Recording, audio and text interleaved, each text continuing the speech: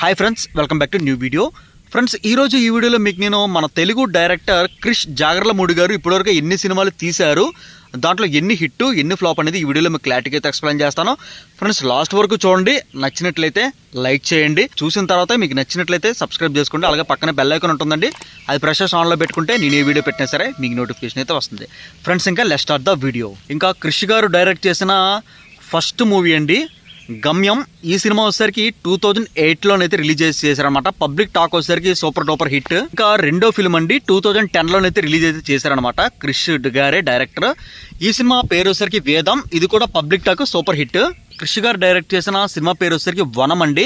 ఇది మూడో ఫిల్ము. ఇది 2011లోనైతే రిలీజ్ చేశారనమాట. పబ్లిక్ టాక్ వచ్చేసరికి హిట్. ఇంకా క్రిష్ గారు డైరెక్ట్ చేసిన నాలుగో ఫిల్మ్ అండి కృష్ణం వందే జగద్గురు. ఇంకా ఈ సినిమా వచ్చేసరికి మనకి 2012లోనైతే రావడం అయితే జరిగిందండి. పబ్లిక్ టాక్ వచ్చేసరికి సూపర్ డూపర్ హిట్. ఇంకా క్రిష్ గారు డైరెక్ట్ చేసిన ఐదో ఫిల్మ్ అండి. ఇది 2015లోనైతే రిలీజ్ అయితే చేశారనమాట. Gabbar is back. Movie name వచ్చేసరికి Gabbar is back. Public talk వచ్చేసరికి super duper blockbuster hit. ఇంకా క్రిష్ గారు డైరెక్ట్ చేసిన ఆరో ఫిల్మ్ అండి కంచా. ఈ మూవీ వచ్చేసరికి మనకి 2015లోనైతే రిలీజ్ అయితే చేశారండి. పబ్లిక్ టాక్ వచ్చేసరికి సూపర్ డూపర్ హిట్.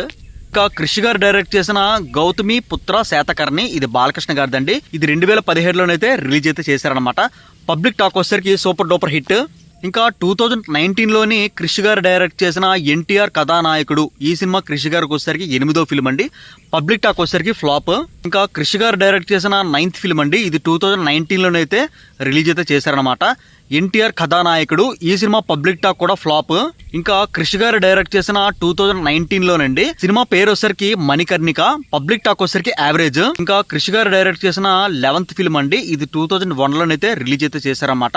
సినిమా పేరు వచ్చేసరికి కొండపలం. పబ్లిక్ టాక్ వచ్చేసరికి ఫ్లాప్. ఫ్రెండ్స్, ఇంకా క్రిష్ గారి 12th ఫిల్మ్ అండి హరిహర వీరమల్లు. ఈ సినిమా ఈ రోజే రిలీజ్ అయింది. హిట్ టాక్తోనైతే నడుస్తుందండి. ఇది 2025లోనైతే రిలీజ్ అయితే చేశారనమాట. ఫ్రెండ్స్, ఇంకా క్రిష్ గారికి 13వ ఫిల్మ్ అండి ఘాటి. ఈ సినిమాలోని హీరోయిన్ వచ్చేసరికి అనుష్క మాత్రమే ఉంటుందండి. ఈ సినిమా వచ్చేసరికి 2016లో కానీ 2015లో కానీ రిలీజ్ అయితే చేస్తారంట. ఫ్రెండ్స్, ఇదండి ఈరోజు వీడియో. మీరు కంప్లీట్గా అయితే చూసారని అయితే అనుకుంటున్నాను. ఇంకొక 5-6 వీడియోలు చూడండి. కంటెంట్ నచ్చితే ఖచ్చితంగా మన ఛానల్ని సబ్స్క్రైబ్ చేసుకోండి. సబ్స్క్రైబ్ చేసుకోవడంతో పాటు పక్కన బెల్ ఐకాన్ ఉంటుందండి, అది ప్రెస్ చేసి ఆన్లో పెట్టుకుంటే నేను ఏ వీడియో పెట్టినా సరే మీకు నోటిఫికేషన్ అయితే వస్తుంది. ఫ్రెండ్స్, అలాగే మర్చిపోకుండా లైక్ చేయండి. Have a nice day. See you next day. Take care. Bye.